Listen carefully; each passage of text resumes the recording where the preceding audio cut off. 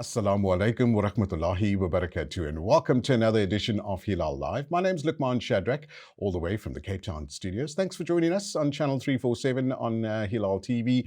Hilaal Live goes up until about 7:30. We go on until about 20 past 6, and then my colleague Faraz Patel and the team in Johannesburg takes over until then.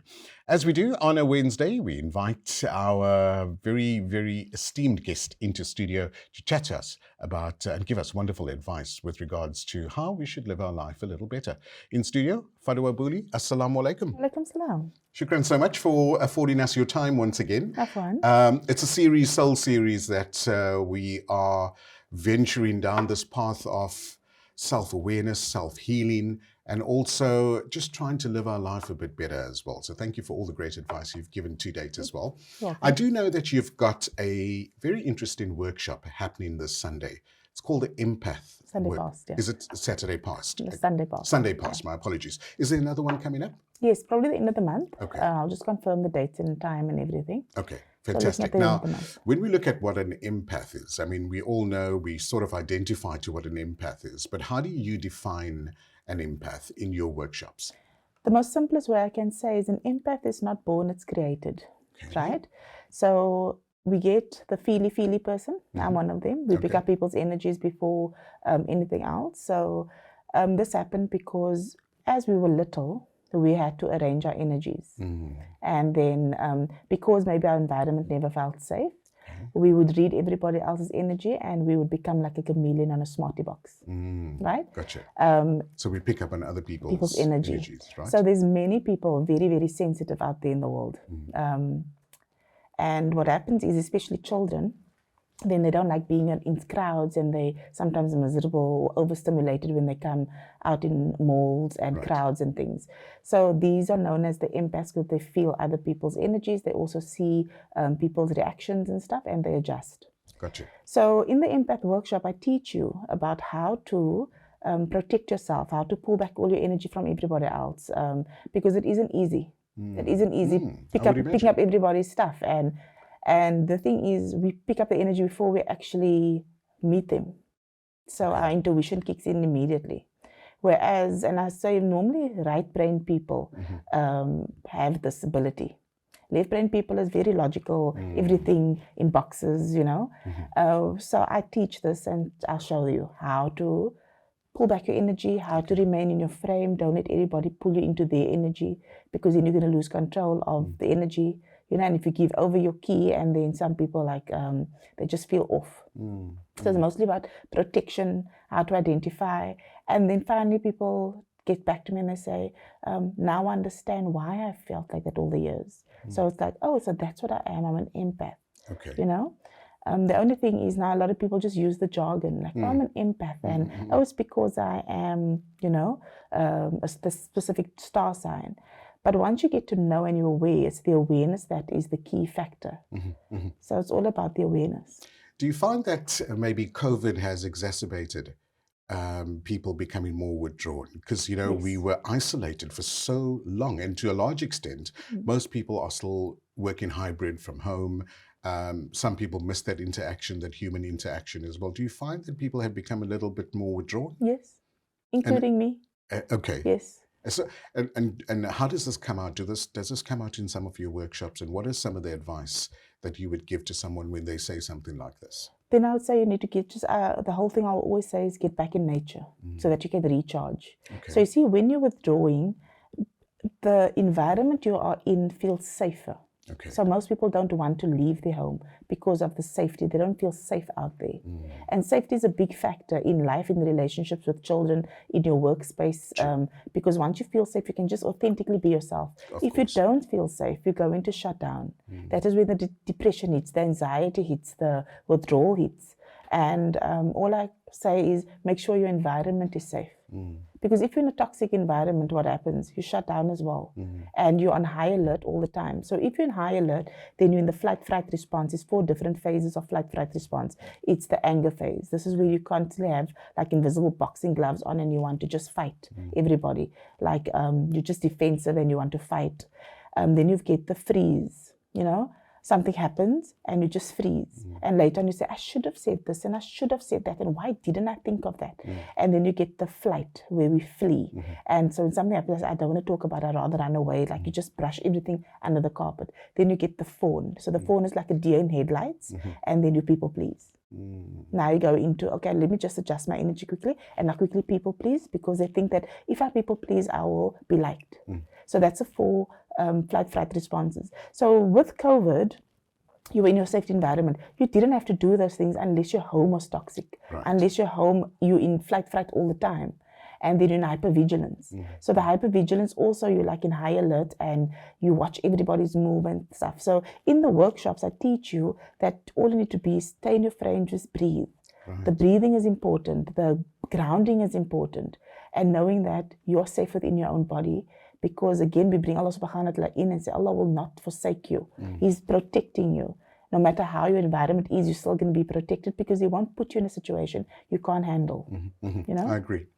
Very interesting. And I'm sure you must have had great feedback with regards to people that attended your workshop. How many people did you have? I had about 25 people. Oh, nice. 24, 25. Okay, and how long was the workshop? From 9 o'clock, we ended just after something to 2. Okay. And so it's quite a lot of info that you would extract from your clients that come to the workshop, or the attendees that attend the workshop. Now, another approach that you often take is a comprehensive approach to empowerment. Okay, I mean, we can go down in various avenues during this as well, but what are some of the techniques and conversations that you have in your workshop with regards to empowerment? So the empowerment is, I teach you the kinesiology skills, the muscle testing, switching your body on, making sure all your energies are running in the right direction. This workshop passed now because it's empath 2, it's more advanced.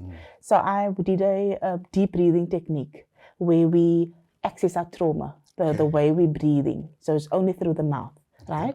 And we had to breathe all the time. So I did like a guided breathing section. And then the trauma starts surfacing, where you see the body start shaking. And then to release, you actually just shout it out or scream. So it was a bit scary, I must admit, because everybody had different reactions, but I was holding the space for everyone. And the feedback I got afterwards, like I said, someone said to me today, I don't know when last I slept so well. I've been sleeping so well. My body is so relaxed. Someone else also said that they're feeling totally different since the workshop, because we did a lot of releasing. So we did it in 3 segments, you know. And I asked him to bring yoga mats and a nice comfortable blanket and just lie on the floor. And this process was happening. It was so beautiful, because when they left, they actually looked lighter. There was one woman that as she was busy releasing, when she got up, I looked at her, she looked 10 kilos lighter. I promise you, 10 kilos. That I told her, you look 10 kilos lighter. She said, I feel that. Because I saw the last moment when you actually say that you're going to get some information and listen to the information. Most of the information, there was a common thread in this week's workshop. It's about be yourself, trust yourself, love yourself, give yourself permission to just love yourself. And a lot of women shed their tears. They came out and they looked totally, totally different. They had so much nur on their faces. They couldn't thank me enough. I got beautiful testimonials. And that is just... And this would, obviously impact in their lives, in their family lives, their work life, things like that. Things would then become a little, a lot easier to manage. Yes, it becomes a ripple effect, because as you calmer, your entire environment becomes calm. I always tell someone when they said, I can't deal. I had a client phone me yesterday and she said, like, I have 2 kids and they're so needy. So I said, your child is only being your mirror. Where are you feeling needy at the moment? And she could tell me exactly where. So I said, your kids are sometimes like pets. If you look at pets and you're anxious, how does your cat go on? If you have a cat, or if you're a dog, the dog won't stop barking. So I said, the kids are feeling the same thing. If you are calm and in a good space, your kids will be calm. If you are tired, your kids will be on top of you. Why? Because they know you're needing some sort of affection. Right? And then I pointed that out to us. I said, when your child goes on, all you do is hold it close to your chest. Make sure there's a close proximity between your brain and their brain, because your brain doesn't stop growing until the age of 25. And the closer you are to your children, or to your teenagers even, and even kids of reaching 20s, just hold them close, because all they need is safety. And the best safety is a mother's safety. Because now they're feeling, I'm safe in my mother's arms. And once you do that, the child will instantly calm down. Another technique that I teach in the workshops is when the kids are out of control, put your hand on the front of your head and the back and just breathe. And do that for your child as well. Because now you're sending nutrients and blood flow to all the areas of the brain, and the child will just generally calm down. So the techniques is very important. I teach this to the kids as well, especially when they have to write exam. I say, don't stress about it. Before you study, you open up your books and you say, Ya Allah, please show me what I need to study. Open my brain, and I always tell them, recite Bismillahirrahmanirrahim, Rabbi zidni ilma wa rizukni fahma. Right? Let my brain expand and absorb the knowledge, and let me remember it. I said, speak in English also. And when you open up your books or pack away your books on the day, before you even take the paper, you make that same dua and connect with Allah subhanahu wa ta'ala before you write. And now you say, Allah, take over my hand, my pen, and my mind, and help me through this. So the kids that I have taught this throughout high school, they would get me some and they said, Auntie Fadwa, you know that this actually worked. I passed with such good results, because what I'm teaching the youngsters from a young age, even adults, is connect with your creator before you do anything. And then you calm down and you just do it. So this is all part of all the workshops, and especially the kids ones. And then I teach them the technique of the front and the back of it, and just hold the head. Interesting. Because it's pressure points. So, of course, yeah. And it's calming points as well. Brilliant. We're chatting to Fadwa Booley on the Soul series, where Fadwa comes in and gives us valuable advice on how we could live our life a bit better. Today, it's chatting about being an empath. Do join us after the break. You are still watching Hilaal Live. Assalamu alaikum, and thanks for staying with us on Channel 347 on DSTV. It's Hilaal Live. My name's Luqman Shadrack. In studio, Fadwa Booley, chatting about being an empath and what to expect in some of her workshops as well. And you can always follow Fadwa on all the good social media platforms to know when her next workshop will be in your area. She is national. Not international, just yet. International, but I mean, like, we get in there. Fadwa, the workshops itself, right? You use a couple of techniques to allow your attendees of these workshops to actually experience and help them get through certain amount of challenges. And I hate using the word trauma, because it's not always trauma. It's challenges, Yes. you know, that people tend to face on a daily basis, where they haven't dealt with things from the past or dealing with stuff that they're going through right now. Take us through some of the techniques. So what are some of the ways that you help your clients? So one of the most important thing I did cover this Sunday past is when it addressed trauma. I said that the new buzzword now is, I'm traumatized, it's my trauma. The thing with trauma is you don't go dig your trauma. You have to wait for trauma to surface in order to heal it. Gotcha. And what people are doing is they're digging and they're looking for stuff to heal when it's not necessary. Right. Because now the real trauma starts if you're going to start digging. So in the workshop, there's a question that I've just asked. The first question is, I never get what I want because. The minute I say complete that sentence, Right. the subconscious mind kicks in and gives you an entire story of why you believe you can't get what you want. Okay. So if I must say, complete the sentence, I never get what I want. My G-Wagon. Right. Right. But what else happens? You're going to say, it's because of X, Y, and Z, it's because of this, it's because of that. It's because 5 years old I fell and nobody helped me put a plaster on my knee. It's like stuff like that. And that's the story that's playing in the background. Then I will just, once I complete it, I'll watch everybody. And then I'll say, okay, complete the sentence. Well, I'll make them write the question. I will say, what I want doesn't want me because. Because if you look at Rumi's saying, he said, what you're seeking is seeking you. Right. So in the same breath is, what I want doesn't want me because. The minute they hear that, the brain kicks in and they start writing. Then I make them read that out loud, or not out loud to themselves, because the workshops are basically confidential. Right. And then they see the story that's playing in their mind, why they can't reach their goals, what's happening, why the friendships don't last, the relationships, their work, everything. It ties into everything. And then I do a process with them in this workshop to release that. And then I'll just end off with saying the question, like a winning question. And now, as they're writing, without realizing they're writing their own tailor-made affirmations that Allah subhanahu wa ta'ala has given them, especially for them. Because now it is tailor-made for you and it's totally inspired. So to a larger extent, one needs to really be realistic in these workshops. One also needs to, there's a lot of searching that happens, because you need to dig. Yes. Down deep. Sometimes we put a plaster over it, like you said, and move on with life. However, not realizing that it may impact us sometime later in life. So you need to be honest with yourself in these workshops, right? Very order honest. to get the full impact. Yes, honest with yourself, and also don't worry about the next person sitting next to you. Because let's say you come in with a friend, I will separate you. I'll say, use that side, use that side. Because as you're writing, you don't want the person to write. Gotcha. We do a lot of release of guilt. We do a lot of release of shame. Because I always say, Shaitan will play you on your guilt and your shame. Oh, absolutely. So we get rid of the guilt and the shame, come to terms with it, and look at something. Yesterday I had a client, and then he said, the things I used to do, I don't do it at all anymore. So I said, I was watching a Mufti Menk video once, and he said, how do you know that you've been forgiven? When Allah subhanahu wa ta'ala has forgiven you. And he says, if you don't repeat your same mistakes over and over. Wow. And then he says, because you're aware of it, you ask for forgiveness and you don't repeat it. And I told him that, and he just sat in awe. He said, I'm not doing those things anymore. So when we're addressing our guilt, when we're addressing our shame, we are lightening that load that we're carrying with us, because now Shaitan says, oh, here's guilt. Let me whisper. Let me remind them what a bad person they are. Let me remind them of all these things. But when you come to terms with it and look at it, and one of the things in one of the workshops I do, they must write on their guilt as much as they can. And now I will ask them what blessing did they bring you.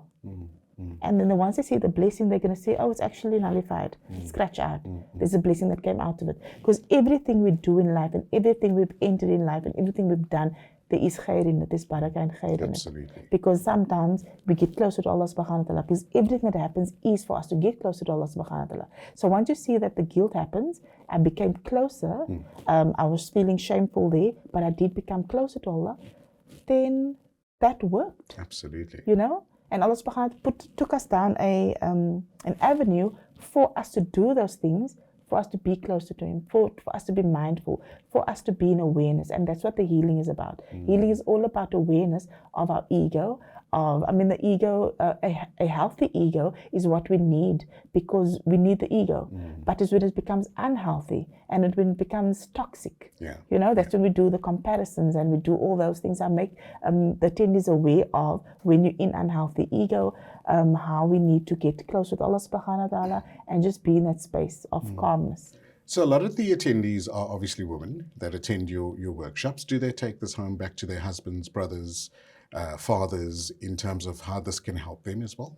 They do, but in most cases, the family members at home are not generally open. Because if you come home and normally I used to come home all excited, I'm going to do the techniques, but then they're not very open.